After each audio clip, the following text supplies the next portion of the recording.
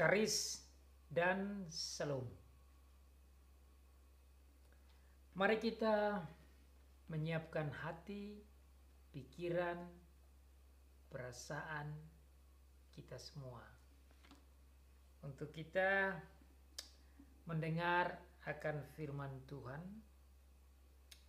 Teksnya dari Kisah Para Rasul pasal 2 ayat 37 sampai ayat 40. Untuk memahami teks ini saya ingin membaca dari ayat 22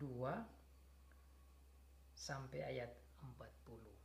Kisah Para Rasul pasal 2 ayat 22 sampai ayat 40. Demikian bunyi firman Tuhan. Hai orang-orang Israel, dengarlah perkataan ini. Yang aku maksudkan ialah Yesus dari Nazaret, seorang yang telah ditentukan Allah dan yang dinyatakan kepadamu dengan kekuatan-kekuatan dan mujizat-mujizat dan tanda-tanda yang dilakukan oleh Allah dengan perantaraan Dia di tengah-tengah kamu, seperti yang kamu tahu.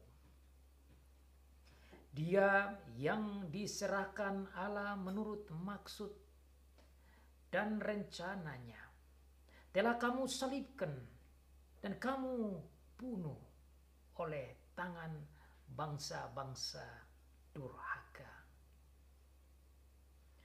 Tetapi Allah membangkitkan Dia dengan melepaskan Dia dari sengsara maut, karena tidak mungkin Ia tetap berada dalam kuasa maut itu.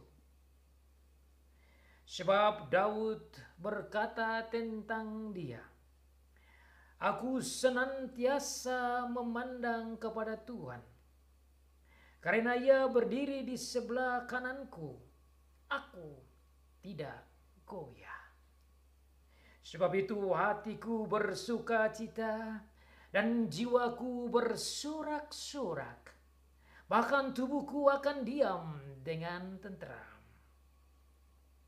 Sebab Engkau tidak menyerahkan aku kepada dunia orang mati, dan tidak membiarkan orang kudus-Mu melihat kebinasaan. Engkau memberitahukan kepadaku jalan kehidupan. Engkau akan melimpahi aku dengan sukacita di hadapan-Mu.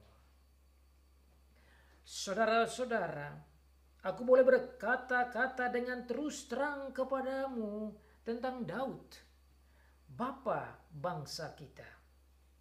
Ia telah mati dan dikubur, dan kuburannya masih ada pada kita sampai hari ini. Tetapi ia adalah seorang nabi, dan ia tahu bahwa Allah telah berjanji kepadanya dengan mengangkat sumpah bahwa ia akan mendudukan seorang dari keturunan Daud sendiri di atas takhtanya. Karena itu ia telah melihat ke depan dan telah berbicara tentang kebangkitan Mesias ketika ia mengatakan bahwa Dia tidak ditinggalkan di dalam dunia orang mati, dan bahwa dagingnya tidak mengalami kebinasaan. Yesus inilah yang dibangkitkan Allah, dan tentang hal itu kami semua adalah saksi. Dan sesudah Ia ditinggikan oleh tangan kanan Allah dan menerima Roh Kudus yang dijanjikan itu, maka dicurahkannya apa yang kamu lihat dan dengar di sini. Sebab bukan Daud yang naik ke surga, malahan Daud sendiri berkata, Tuhan telah berfirman kepada Tuanku, duduklah di sebelah kananku, sampai kubuat musuh-musuhmu menjadi tumpuan kakimu. Jadi seluruh kaum Israel harus tahu dengan pasti bahwa Allah telah membuat Yesus yang kamu salibkan itu menjadi Tuhan dan Kristus. Ketika mereka mendengar hal itu, hati mereka sangat terharu. Lalu mereka bertanya kepada Petrus dan rasul-rasul yang lain, apakah yang harus kami perbuat, saudara-saudara? Jawab Petrus kepada mereka, bertobatlah, dan hendaklah kamu masing-masing memberi dirimu dibaptis dalam nama Yesus Kristus untuk pengampunan dosamu. Maka kamu akan menerima karunia Roh Kudus. Sebab bagi kamulah janji itu, dan bagi anak-anakmu, dan bagi orang yang masih jauh, yaitu mereka yang akan dipanggil oleh Tuhan Allah kita. Dan dengan banyak perkataan lain lagi, ia memberi suatu kesaksian yang sungguh-sungguh. Dan ia mengecam dan menasihati mereka. Katanya, berilah dirimu diselamatkan dari angkatan yang jahat ini. Demikianlah pembacaan firman Tuhan bagi kita. Tema khotbah bagi kita pada hari ini berbunyi, khotbah Petrus yang berpusat pada Tuhan Yesus Kristus menggoncangkan dan menobatkan orang-orang Yahudi. Khotbah Petrus yang berpusat pada Tuhan Yesus Kristus menggoncangkan hati orang-orang Yahudi sehingga mereka bertobat. Ada 3 poin penting yang akan kita pelajari dari firman Tuhan ini. Yang pertama, bahwa hati mereka dirubah oleh Tuhan. Yang kedua, hati mereka dibersihkan oleh Tuhan. Dan yang ketiga, hati mereka digembleng oleh Tuhan. Teks kita berbunyi, ketika mereka mendengar hal itu, hati mereka sangat terharu. When they heard the speech, the sermon, the preaching of Peter, their hearts were pierced. And then they asked Apostle Peter as well as the other apostles, what should we do, brothers? Tatkala mereka mendengar, saya mau gali kata mendengar. Tatkala mereka mendengar apa? Tatkala mereka mendengar sermon, khotbah, kata-kata yang disampaikan oleh Petrus.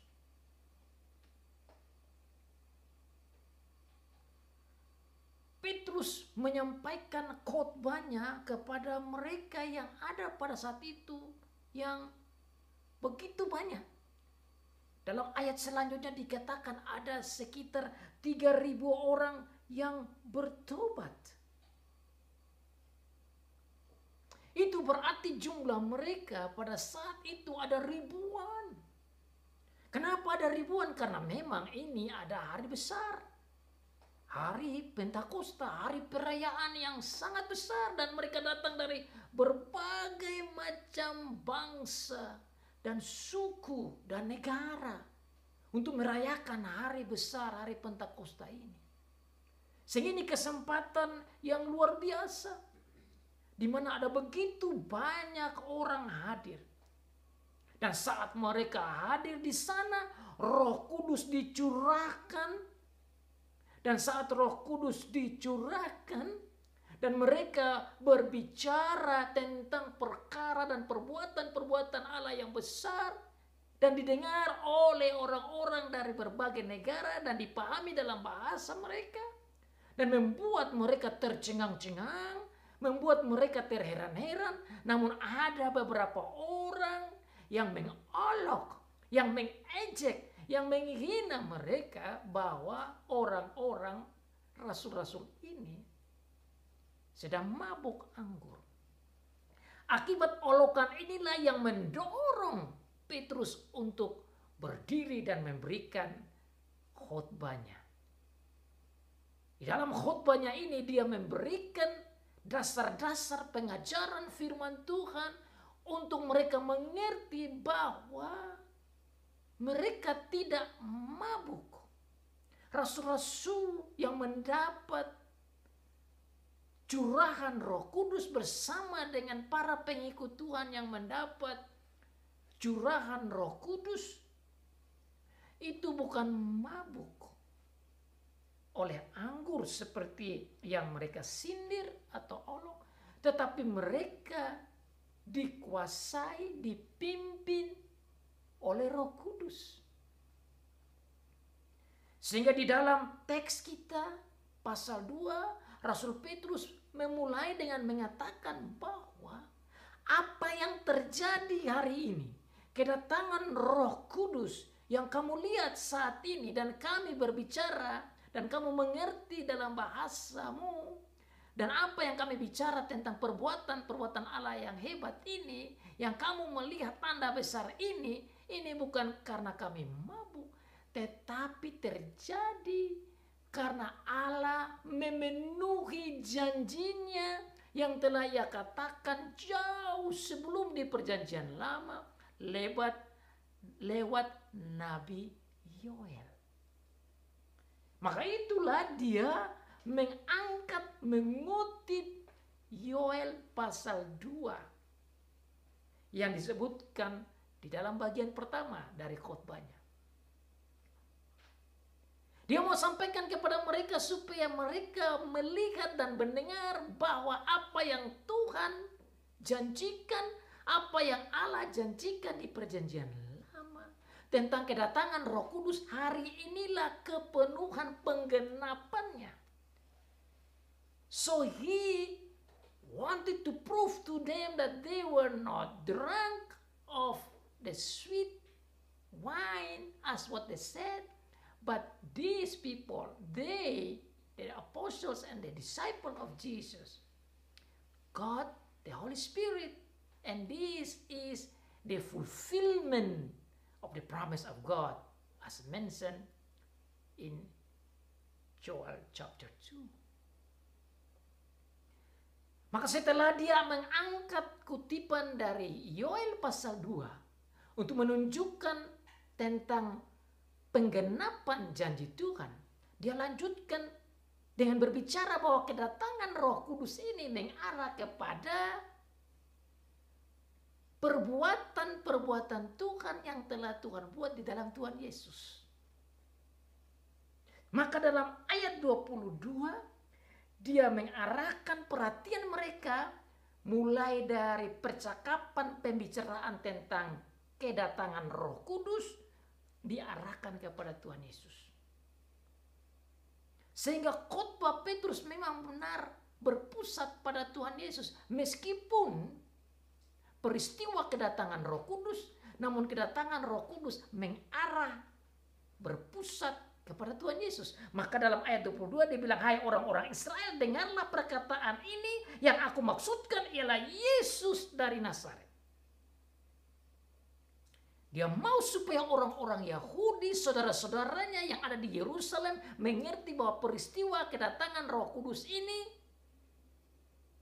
ada hubungan dengan Tuhan Yesus Kristus yang telah dijanjikan oleh Tuhan dan yang telah datang. Makanya dia jelaskan secara singkat, Tuhan Yesus ini telah datang, lahir, hidup, menderita, bahkan bangkit.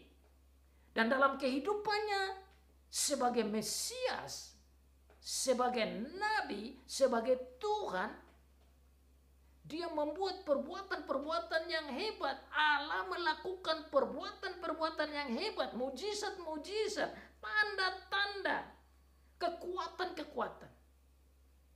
Dan ini mereka tahu semua, mereka mengerti. Karena orang-orang ini masih hidup. Orang-orang yang mendengar khotbah ini, mereka menjadi saksi mata yang melihat apa yang Tuhan Yesus buat. Makanya mereka pada saat itu mendengar apa yang Petrus katakan, bahwa Yesus ini kamu tahu apa yang sudah dibuat oleh Allah lewat dia. Tetapi justru kamu tidak mendengar dia dan menerima dia sebagai Mesias. Sebaliknya kamu justru menyusahkan dia, menghina dia, mengejek dia, bahkan membunuh dia dan menyalibkan dia. Itu yang dia ungkapkan konteksnya. Tetapi Petrus menyambungkan pengajaran pengkhotbahannya dengan katakan bahwa bukan saja dia disalibkan oleh kamu, tetapi Allah ada rencana. Di dalam rencana Allah,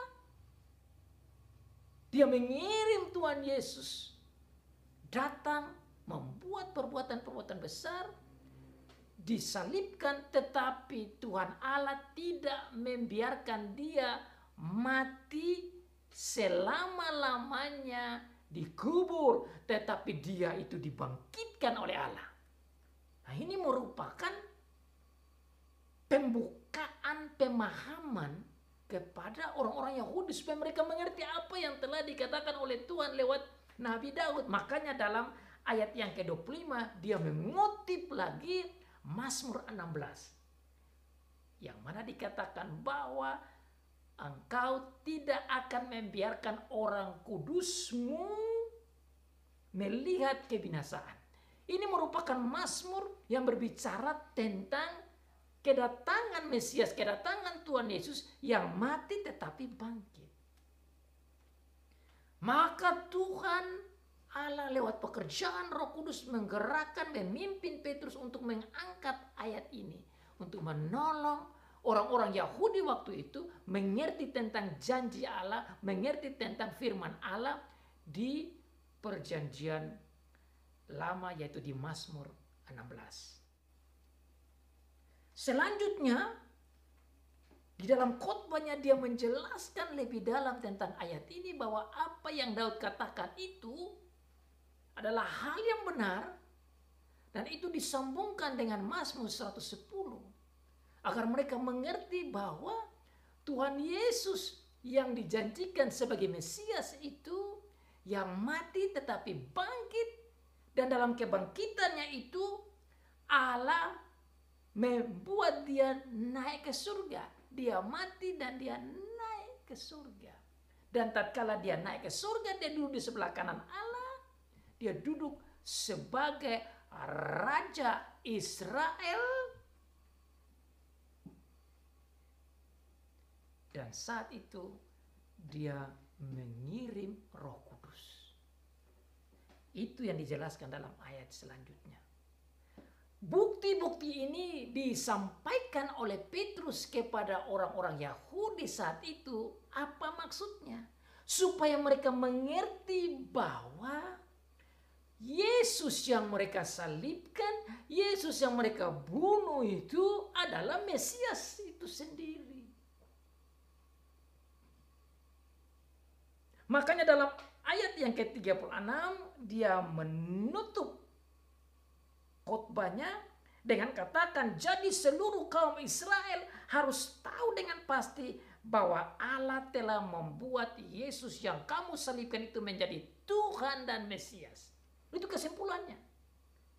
So he concluded by saying to the people, the Jews at that time, to understand that Jesus, the one that you put on the cross, the one that you killed, was the Messiah, was the Lord.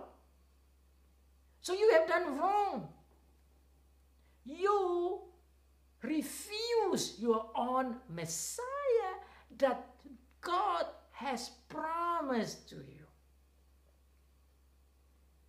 Oleh karena itu dikatakan di sini, ketika mereka mendengar, when they heard the sermon, the teaching, the preaching of Apostle Peter, their heart was surprised and it feel like in pierced. Their heart was shaked. So you can see this is amazing and this is very deep teaching. So this is not a playing, this is not a game, but this is a real true preaching of the Word of God that changed their heart. And that's why you can see that in verse 37. Ketika mereka mendengar hal itu, hati mereka menjadi terharu. Saya coba menggali kata hati mereka menjadi terharu.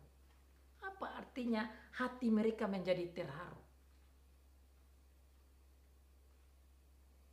Kata terharu dalam bahasa Inggris diterjemahkan dengan pierce atau pricked. Jadi dalam bahasa asli itu mau menggambarkan bahwa tatkala mereka mendengar khotbah dari Rasul Petrus, hati mereka itu seakan-akan tertusuk oleh jarum.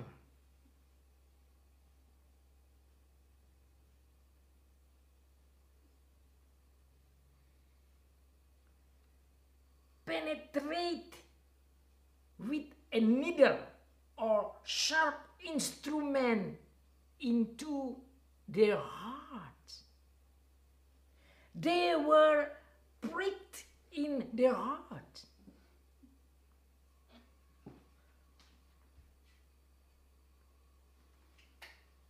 Mereka begitu terharu karena firman Tuhan yang disampaikan. Kata-kata Petrus begitu menggugah mereka. Kata-kata Petrus begitu membuat hati mereka terharu karena mereka sadar bahwa mereka telah berbuat salah. They understand and they recognize and they realize that they have done wrong. They have done wrong to God and they have done wrong to their own Messiah. They have done wrong to their own Lord. So you see that the sermon of Apostle Peter was very direct, very straight, speaking about the truth with boldness. Like he was saying in verse 29, brothers, let me speak to you with boldness, in freedom. Jadi Petrus begitu berani memberitakan firman Tuhan ini. Bukan karena Petrusnya, tapi karena Tuhan bekerja di dalam hatinya. Untuk berani menyampaikan kebenaran-kebenaran ini. Untuk berani menyatakan fakta-fakta yang telah terjadi Untuk berani menjadi saksi Tuhan Yesus. Dan ini merupakan pemenuhan dari apa yang Tuhan Yesus katakan sebelum-sebelumnya, bahwa kamu akan menjadi saksiku. Petrus sebelumnya penakut. Petrus was so scared. Peter was so afraid. Not only Peter, also the other disciples. They were afraid. They hide themselves inside the house and they lock themselves in the house. All the doors were locked. That shows how afraid they were. Not only that, Peter was so scared when people asked him, do you know him? Do you know Jesus? He said, I do not know him. I do not know him. I do not know him. So 3 times he denied Jesus because of his afraidness, because of his fearful. Jadi saudara lihat di sini, Petrus takut terhadap orang-orang Yahudi ini. Petrus menyangkal Tuhan Yesus karena ketakutan. Tetapi dalam ayat 37 di sini ada satu kebalikan. Something change around, upside down. Before Peter was afraid, now he is so brave.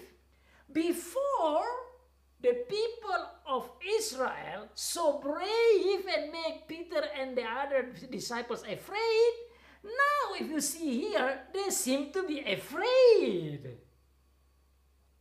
Jadi saudara lihat di sini, sebelumnya Petrus dan murid-muridnya takut. Sekarang justru terbalik, orang-orang Yahudi ini yang menjadi takut. Kenapa saya katakan mereka menjadi takut? Karena dalam ayat selanjutnya dikatakan, saudara-saudara, apa yang harus kami buat? Ini menunjukkan suatu sikap ketakutan, kebingungan, tidak ada harapan, tidak ada jalan keluar. Jadi dengan kalimat tatkala mereka merasa terharu, ini kata ini dalam sekali. Kata merasa terharu ini bukan saja merasa bahwa oh saya sedih saja. Bahasa Indonesia katakan merasa terharu seperti merasa sedih, merasa iba, tetapi itu bukan maksudnya. Di dalam konteks di sini kata merasa terharu dihubungkan dengan apa yang terjadi. Ini berarti mereka merasa bersalah, mereka merasa sedih, mereka merasa telah berbuat salah terhadap Mesiasnya, terhadap Tuhan. Dan mereka merasa bahwa mereka telah berbuat dosa. Jadi kata terharu ini sangat dalam. They were pricked in their heart.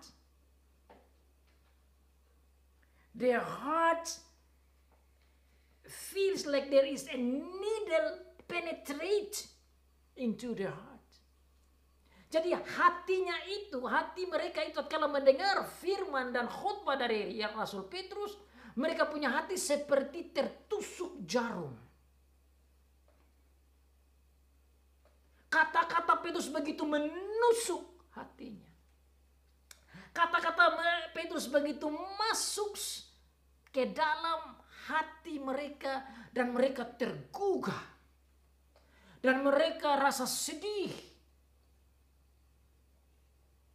Dan mereka melihat betapa mereka telah berbuat salah. Kalimat ini sangat penting untuk kita renungkan bersama-sama. Bagaimana Tuhan di dalam menggunakan Rasul Petrus membuat orang-orang ini menjadi berubah hatinya. Ini adalah pekerjaan Tuhan.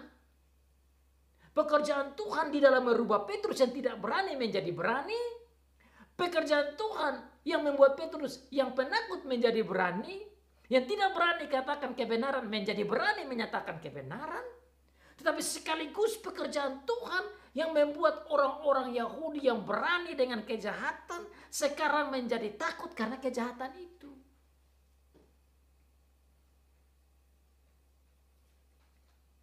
Tuhan membuat orang-orang Yahudi ini menjadi berubah. Hati mereka dirubah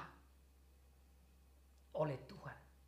Bagaimana hati mereka dirubah oleh Tuhan? Tuhan merubah mereka dengan pekerjaan Roh Kudus.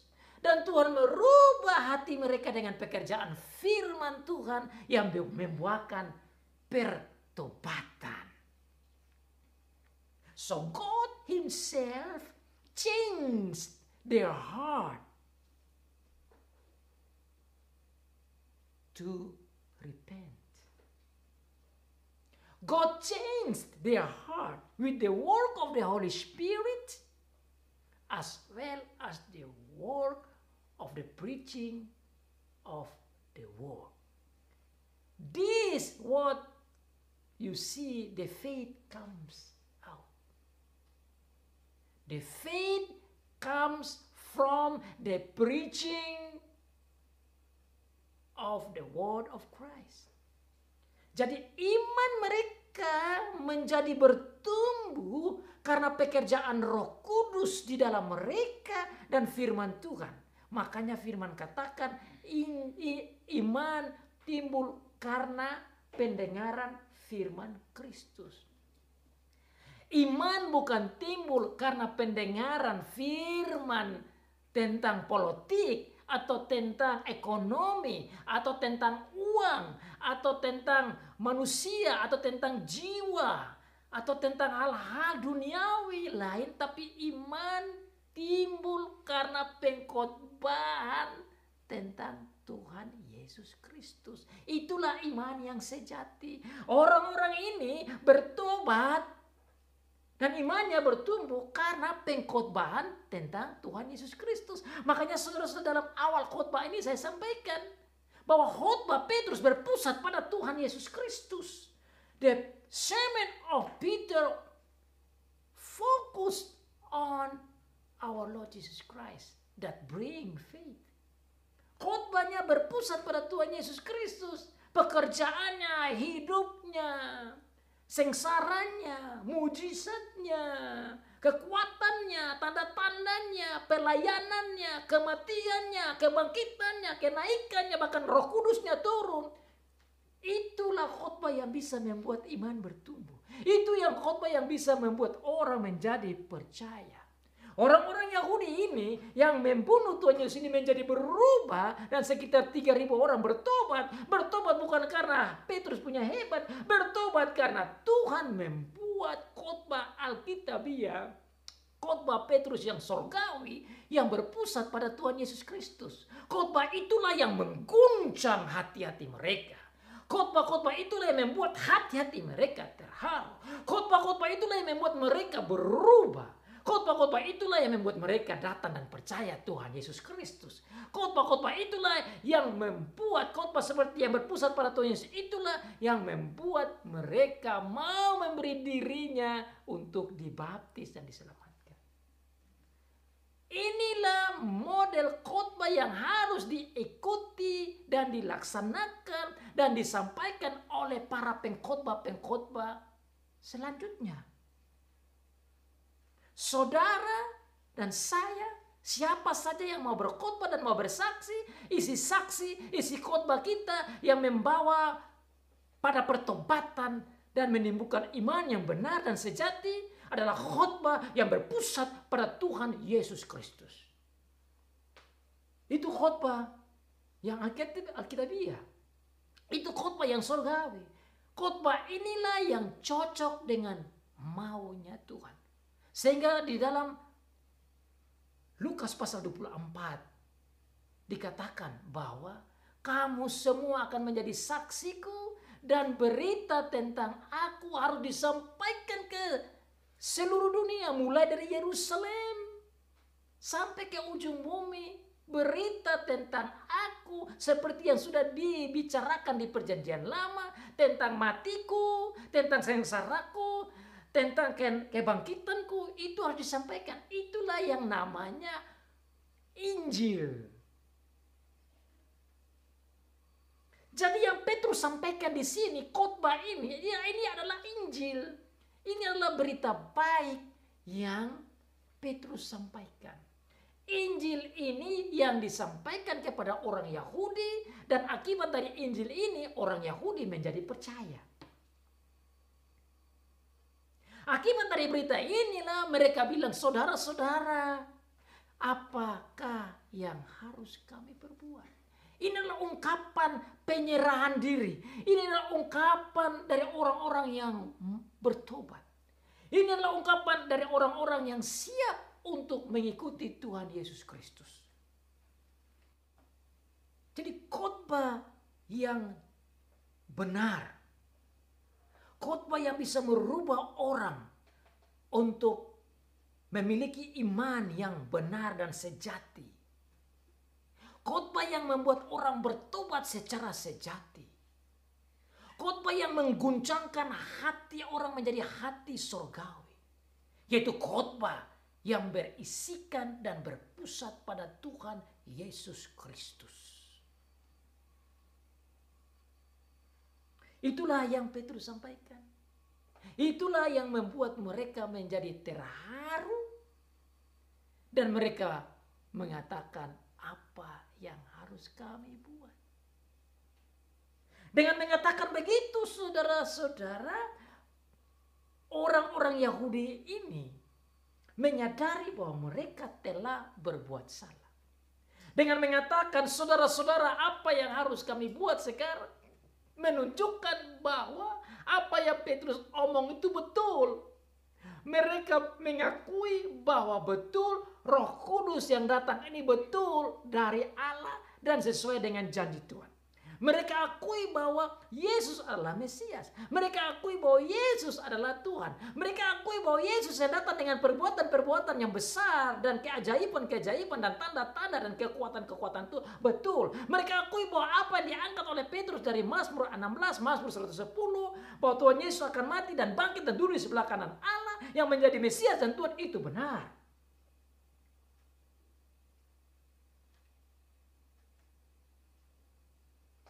Itu adalah konfirmasi dari orang-orang Yahudi kepada khotbah Petrus.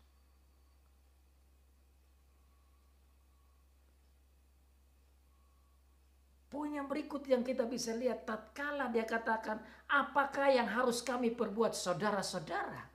Kata saudara-saudara itu satu hal yang bagi saya sangat menarik. Kenapa?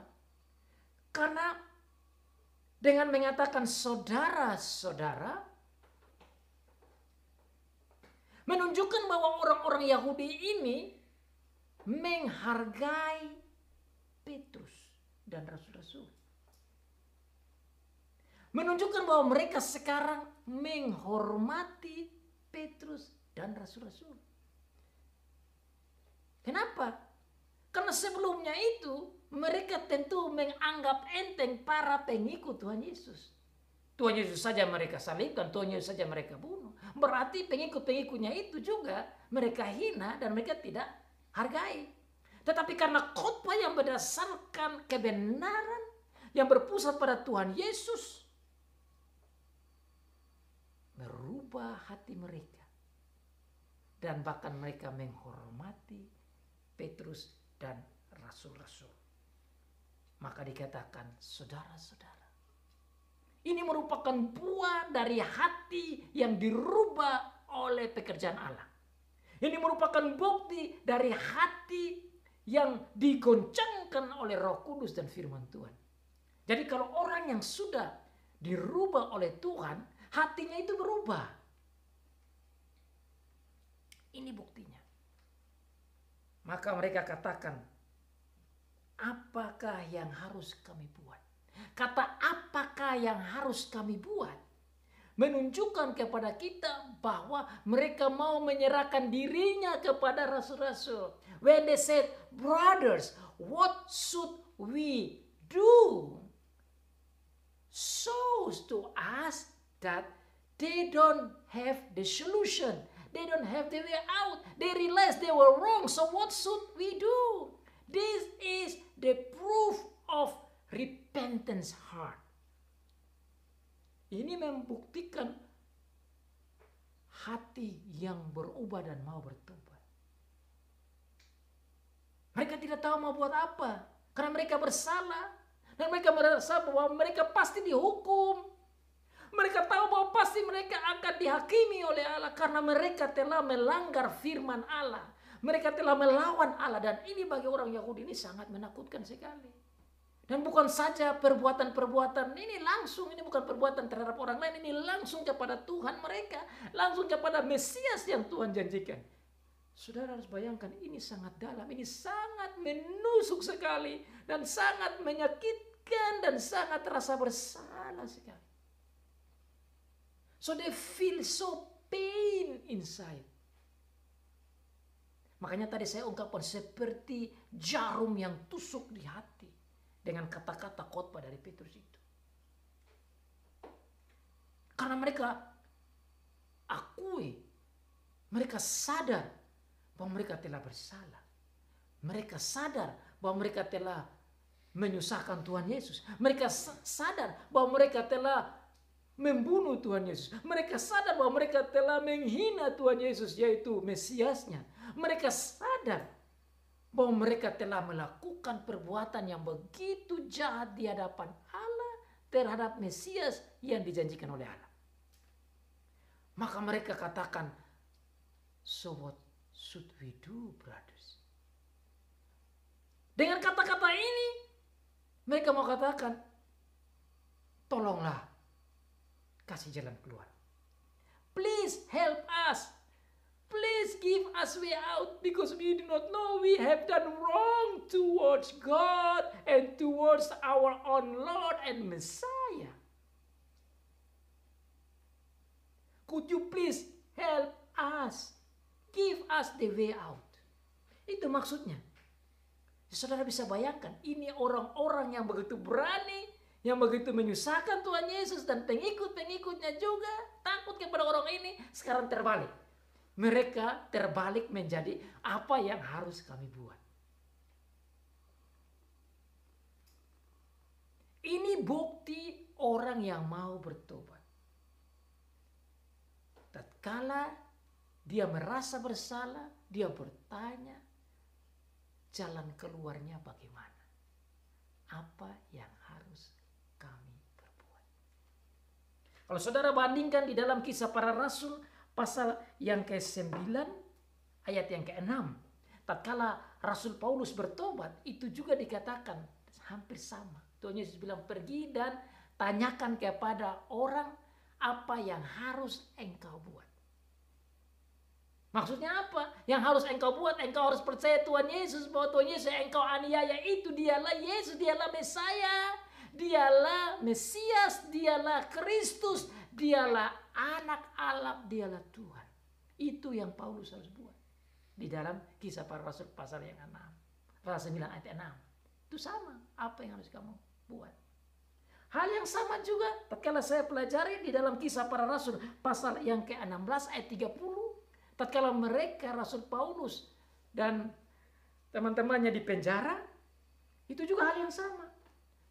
Waktu mereka di penjara ada gempa bumi dan terbuka pintu-pintu dan kepala penjara takut. Tapi Paulus katakan, jangan takut, kami ada di sini, kami tidak lari.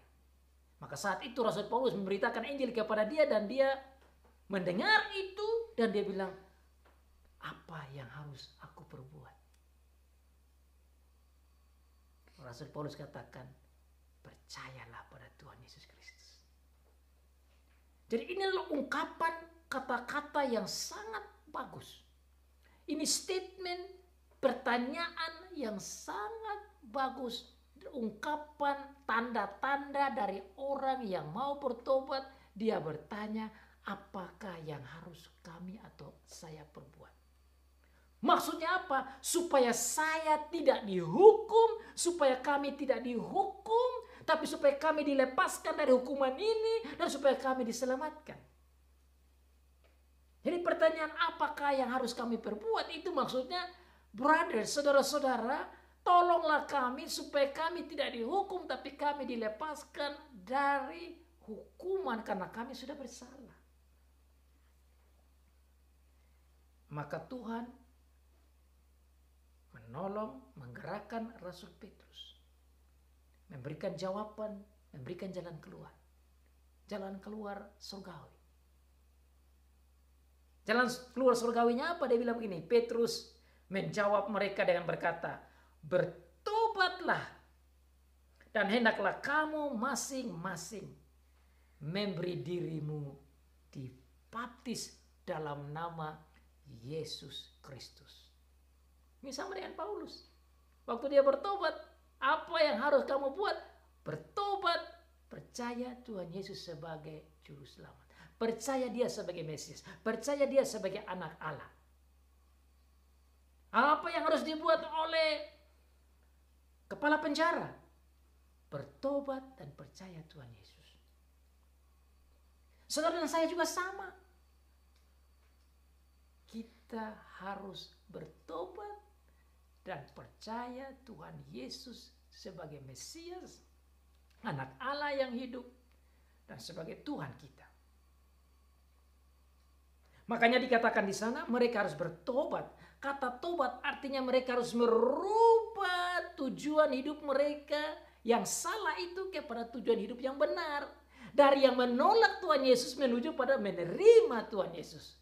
Dari yang menghina Tuhan Yesus menjadi menghargai dan menghormati Tuhan Yesus. Dari yang tidak taat Tuhan Yesus menjadi taat Tuhan Yesus. Dari melawan Tuhan Allah menjadi taat Tuhan Allah. Dari yang tidak mengakui dia sebagai Mesias, mengakui dia sebagai Mesias. Ini maksudnya pertobatan itu. Kata tobat, bertobatlah. Maksudnya rubah pola pikiranmu, hatimu, pandanganmu, tujuanmu yang salah kemarin. Rubah itu. Maksudnya apa? You must become a new creation, a new man, a new mind, a new purpose. A new heart, a new life. Itu maksudnya. Mereka harus bertobat dalam arti mereka harus memiliki pikiran yang baru, tujuan yang baru, hati yang baru, jiwa yang baru, hidup yang baru, menjadi ciptaan baru di dalam Kristus. Itu maksudnya.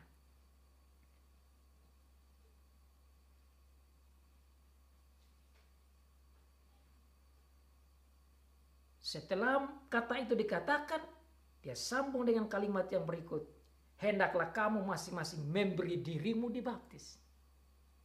Bertobat dan beri dirimu dibaptis. Kenapa ini dikatakan? Dibaptis. Karena dengan dikatakan dibaptis, itu berarti orang-orang yang bertobat ini mereka menjadi anggota kerajaan Allah, kerajaan Tuhan Yesus. Baptisan menjadi simbol masuknya orang yang bertobat, yang tidak percaya menjadi percaya, ditandai dengan baptisan. Makanya dikatakan di sana, hendaklah engkau masing-masing memberi dirimu dibaptis, tidak berhenti di situ, tapi dibaptis dalam nama Yesus. Dengan dikatakan dibaptis dalam nama Yesus, itu berarti orang-orang itu menjadi anggota pengikut Tuhan Yesus. They then become member of our Lord Jesus Christ. They become member of the kingdom of God. That is what it says there. Repent and became the member of God, of Lord Jesus Christ, kingdom through baptism. Mereka harus dibaptis. Dan ini saudara mengingat kepada baptisan kita juga. Saudara dan saya, tatkala kita percaya kepada Tuhan, kita dan anak-anak kita dibaptis. Untuk apa? Supaya kita menjadi anggota tubuh Kristus. Dengan baptisan kita dimasukkan ke dalam kerajaan Tuhan Yesus. Dengan baptisan itu kita mengakui bahwa Tuhan Yesus adalah Tuhan kita. Dengan baptisan kita mengakui bahwa Tuhan Yesus adalah Mesias kita. Dengan baptisan kita mengakui bahwa Dia adalah Juru Selamat kita. Dengan baptisan kita menunjukkan kepada orang bahwa kita adalah milik daripada Tuhan Allah, Tuhan Yesus. Itu indahnya baptisan. Makanya dikatakan di sana, bertobat dan hendaklah kamu masing-masing memberi dirimu dibaptis dalam nama Yesus Kristus. Dalam nama Yesus yang adalah Juru Selamat, dalam nama Kristus yang adalah Mesias. Itu luar biasa. Itu yang kita harus pahami. Dan mereka mau memberi dirinya dibaptis. Berarti mereka betul-betul berubah. Dari yang tidak percaya menjadi percaya. Dari tidak mau mengikuti menjadi mengikuti. Dari yang tidak taat menjadi taat. Dari yang membunuh menjadi bertobat untuk taat kepada Tuhan. Itu jalan keluar yang Petrus kasih. This is the only way out for you, brothers, said Petrus. You can only be saved and be forgiven by God when you repent and give yourself to be baptized in the name of Jesus. Tatkala kamu dibaptis dalam nama Yesus itu untuk pengampunan dosamu. Kalimat itu perlu kita pelajari. For the forgiveness of your sins. Why baptism is given for the forgiveness of your sins? It's not because of the water that clean your sins, no. But because you are baptized in the name of Jesus, that means Jesus sacrifice cleanse your sin and give you forgiveness. Jadi yang dimaksud di sini tatkala dikatakan bertobat dan memberi dirimu dibaptis dalam nama Tuhan Yesus untuk pengampunan dosamu, bukan berarti air baptisan itu yang mengampuni dosa kita, yang mengampuni dosa orang-orang Yahudi ini, tetapi nama dibaptiskan dalam nama Tuhan Yesus berarti yang bisa memberikan pengampunan itu karena Tuhan Yesus. Jadi bukan baptisannya yang menjadi utama, baptisan itu hanya simbol.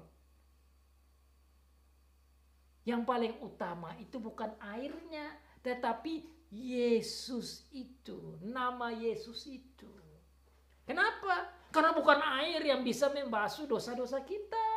Karena bukan air yang bisa memberi kita punya pengampunan dosa. Air baptisan tidak memberikan pengampunan dosa kepada orang-orang Yahudi yang telah membunuh Tuhan Yesus. Tetapi yang bisa memberikan pengampunan dosa hanyalah lewat Tuhan Yesus. Bagaimana itu bisa terjadi? Pengampunan dosa kita bisa kita dapat dengan percaya pada Tuhan Yesus yang sudah mati bagi saudara dan saya. Makanya penting sekali berita ini disampaikan supaya mereka tahu bahwa dengan mereka dibaptis di dalam nama Tuhan Yesus, meskipun mereka telah membunuh Tuhan Yesus, meskipun mereka telah menyalibkan Tuhan Yesus, mereka dapat pengampunan. Wow. That was amazing solution. That was a great solution. That was wonderful way out. Brothers, what should we do? Repent and give yourself to be baptized in the name of Jesus for the forgiveness of your sins. So what happened? Don't worry about that anymore. If you repent and if you give yourself to be baptized in the name of Jesus, your sins are forgiven.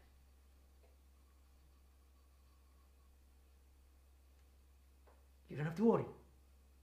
You don't have to be afraid. But receive this good news that because of Jesus' sacrifice, because believe in Jesus, you are forgiven and be saved. Jadi saudara, ini kesimpulan terakhir yang meminta action, yang meminta sikap, yang meminta tindakan dari orang-orang yang sudah sadar. Supaya mereka action, supaya mereka segera bertindak. Tindakannya apa? Yaitu tindakan pertobatan hati. Dan mereka hanya bisa melaksanakan ini bukan karena kelebihan mereka, bukan karena kebolehan mereka, tapi karena kebolehan, kehebatan, kasih karunia Allah.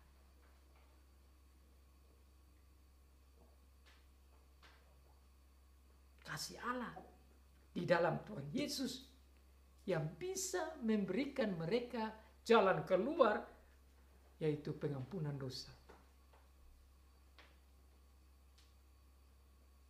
Kalau tidak ada Tuhan Yesus, mereka di neraka. Kalau tidak ada Tuhan Yesus, mereka dihukum. Karena itu memang resikonya begitu. Dan mereka tahu itu. Karena mereka akui bahwa mereka lah yang bunuh Tuhan Yesus. Mereka lah yang salibkan Tuhan Yesus. Karena itu hati mereka begitu teruras. Hati mereka begitu sedih. Hati mereka begitu terharu dan tergoncang. Dan menjadi takut. Kenapa sih mereka dihukum? Tapi luar biasa jawaban Tuhan lewat Petrus. Kamu mendapat pengampunan. Wow. Your sins are forgiven because of Jesus. Tapi ayat seperti begini, saudara, bukan saja kepada orang-orang Yahudi waktu itu yang memang menghina, membunuh Tuhan Yesus. Tapi saudara dan saya juga. Karena saudara dan saya tidak bisa selamat dengan perbuatan baik kita. Tidak ada satu orang pun yang sempurna. Nabi-nabi, rasul-rasul juga tidak sempurna. Apalagi kita. Semua dari kita seperti Alkitab katakan, tidak ada satu manusia pun yang benar. Pembohong adanya manusia-manusia pembuat dosa. Saudara dan saya ini tidak sempurna. Adalah manusia berdosa yang membutuhkan Tuhan Yesus. Dan syukur karena Tuhan Yesus yang adalah Allah yang mau datang menjadi seperti kita manusia dan mau memenuhi seluruh perintah Tuhan, bahkan rela dihukum untuk memenuhi keadilan Tuhan. Di dalam Dia kita dibenarkan. Di dalam Dia kita dapat jalan keluar. Jadi pertanyaan daripada orang Yahudi waktu itu juga harus kita tanya juga, what should we do, brothers? Brothers selama ini sebenarnya bukan saja kepada Petrus. Mereka mau tanya kepada hamba-hamba Tuhan. Sama dengan mereka mau tanya kepada Tuhan, ya Tuhan, apa yang harus kami buat? Maka Tuhan memberikan jawaban lewat Petrus. Yang kamu harus buat yaitu bertobat, berdiri di baptis di dalam nama Tuhan Yesus untuk pengampunan dosamu. Saudara, saya juga begitu, itu yang harus kita buat. Apa yang harus kita buat, Tuhan? Bertobat, beri dirimu dibaptis di dalam nama Tuhan Yesus. Dan bersyukurlah kita dibaptis dalam nama Tuhan Yesus. Bersyukur bagi siapa yang sudah terima Tuhan Yesus menjadi juru selamat. Bersyukurlah bagi siapa yang bukan saja terima tapi yang taat dan akui dan dengar Tuhan Yesus sebagai juru selamatnya, sebagai Mesiasnya, sebagai Tuhannya. Dia mendapat pengampunan dosa. Dia mendapat keselamatan. Inilah jawaban keselamatan, jalan keluar keselamatan bagi orang Yahudi dan bagi saudara dan saya. Makanya saudara-saudara, Rasul Paulus katakan dalam Roma pasal 7. Ayat yang ke-24, 25 dikatakan apa? Aku manusia cilaka. Siapakah yang dapat menyelamatkan aku dari tubuh maut ini? Woe to me.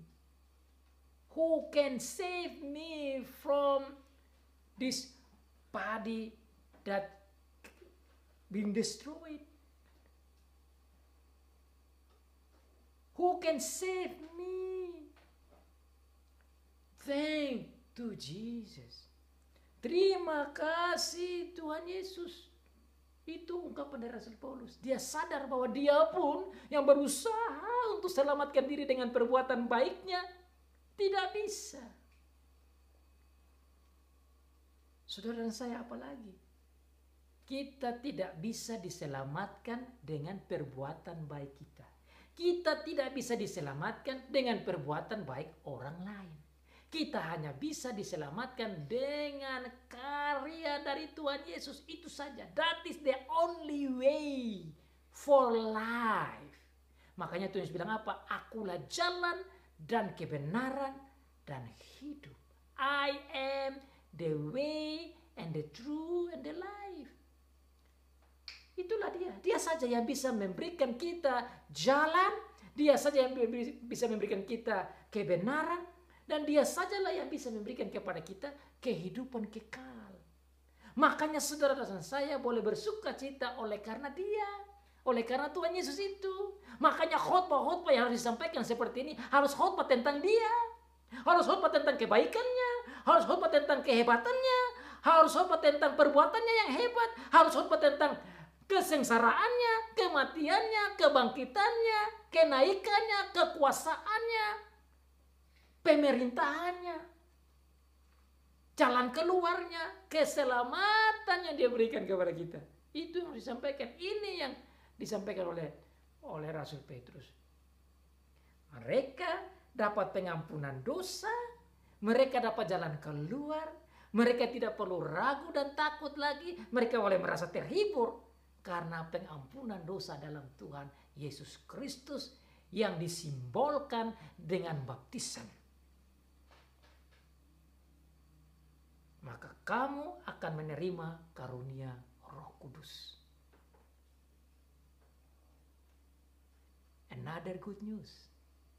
You are not only be forgiven, but you also get the Holy Spirit.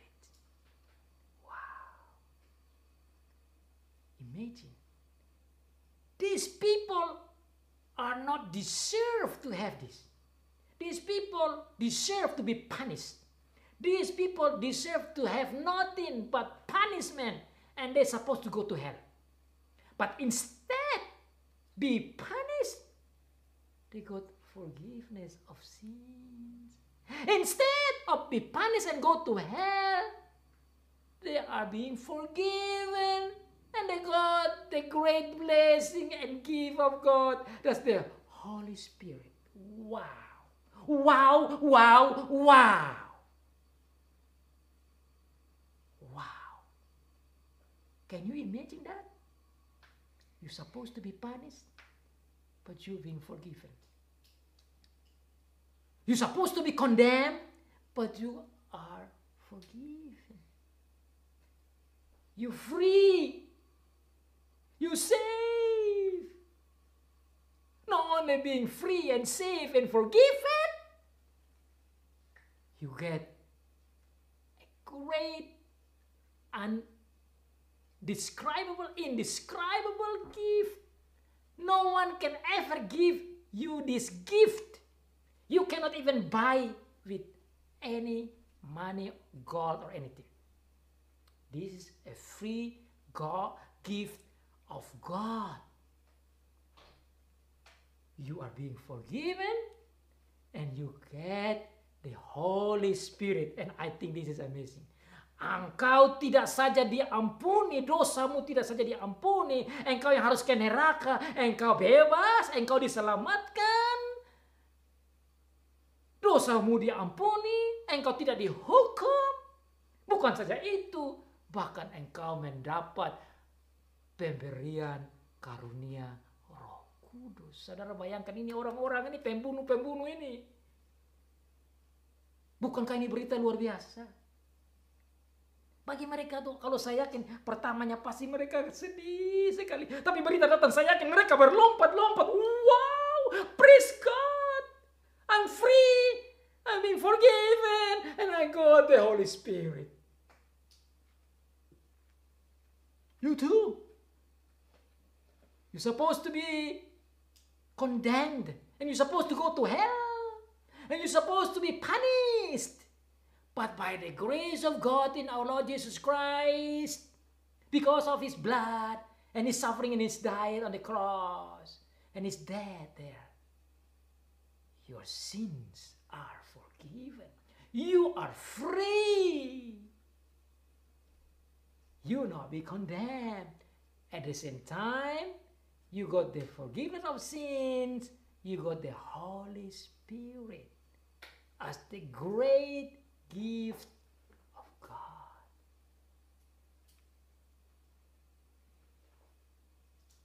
Can you imagine that? Bisa saudara bayangkan, ini orang-orang yang harus dihukum, yang harus masuk di neraka, yang harus dapat hukuman, tetapi dibebaskan, diampuni, bahkan terima berkat pemberian Roh Kudus. Kata akan menerima karunia Roh Kudus bagi saya ini luar biasa. Masa orang bersalah tidak dihukum, dibebaskan. Sudah dibebaskan, dapat hadiah lagi. Can you imagine that? When somebody do something wrong, they're supposed to be punished. But instead of getting the punishment, you got the freedom, you got the forgiveness, but also you got the gift. Look at that. That's why I say, wow, wow, wow, wow, wow, wow. You cannot describe that amazing love of God in our Lord Jesus Christ. Another wow that I can say to you is, how could this possible, this holy God willingly sending his Spirit to dwell in our heart? We are sinners. We are sinners. That's another wow that you cannot describe. For me, that is amazing wow. How could that possible? A holy God willingly to come and dwell in a sinner heart. How could the holy God willing to come and dwells in you and me who are sinners?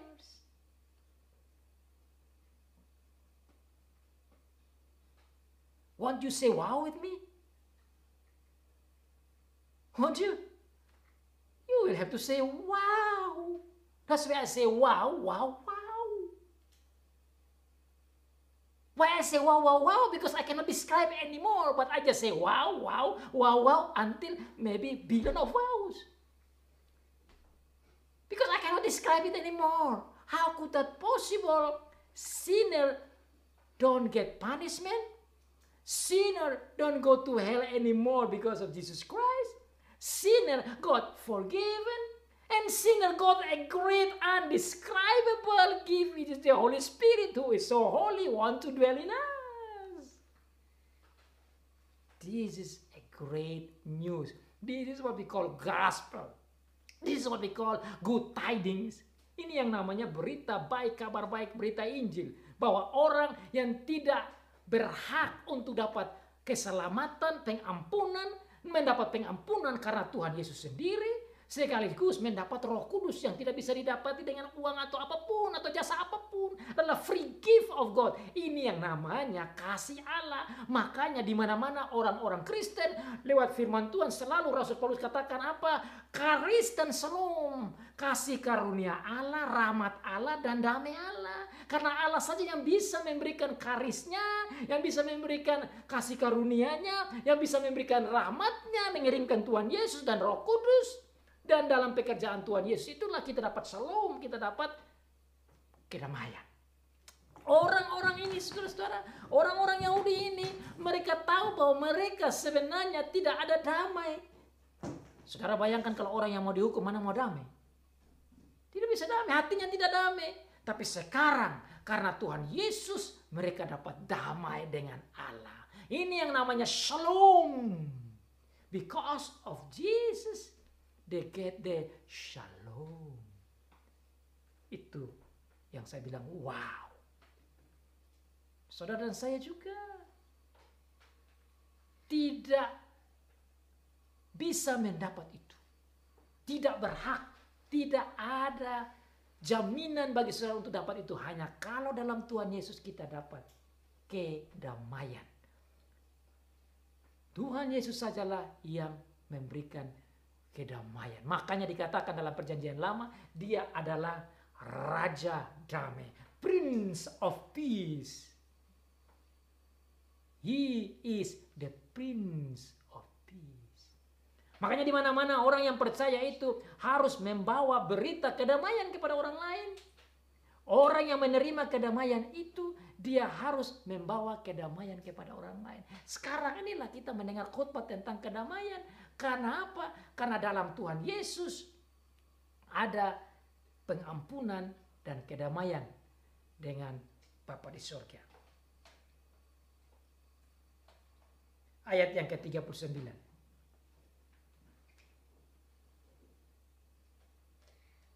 Dikatakan di sana, sebab bagi kamulah janji itu, dan bagi anak-anakmu, dan bagi orang yang masih jauh.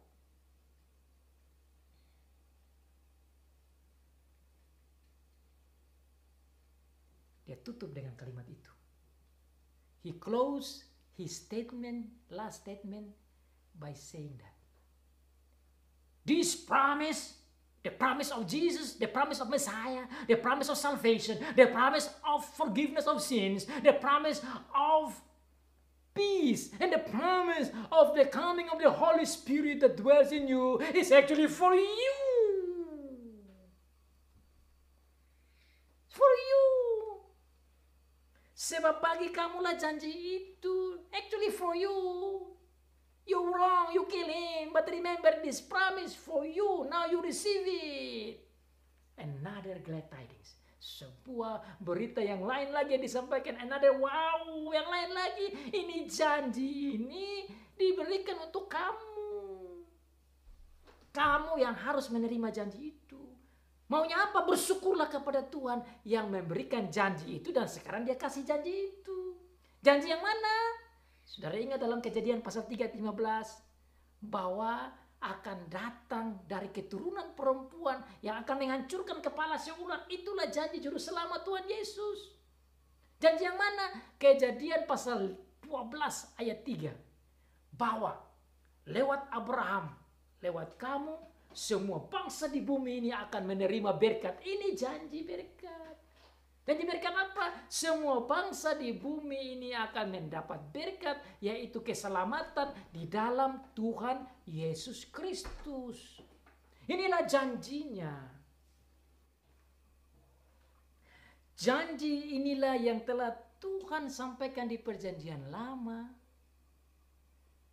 yang diberikan untuk mereka. Makanya dikatakan di sana, sebab bagimulah janji itu. Dan bukan bagi kamu saja, bagi anak-anakmu, bagi keturunanmu, janji itu. Makanya orang tua harus ajar anak-anak supaya anak-anak mengerti akan janji Tuhan dan diselamatkan oleh pengajaran itu. Dengan percaya janji Tuhan tentang kedatangan Tuhan Yesus dan kedatangan Roh Kudus dan keselamatan dan pengampunan dan kedamaian yang Tuhan siapkan. Dan janji itu dikatakan bukan saja kepada kamu dan anak-anakmu, tapi juga bagi orang-orang yang masih jauh. Yaitu sebanyak yang akan dipanggil oleh Tuhan Allah bagi kita. Ayat itu saya ingin garis bawahi. Siapakah mereka? Mereka yang masih jauh. Ini kan kata-kata ini disampaikan hampir 2000 tahun yang lalu.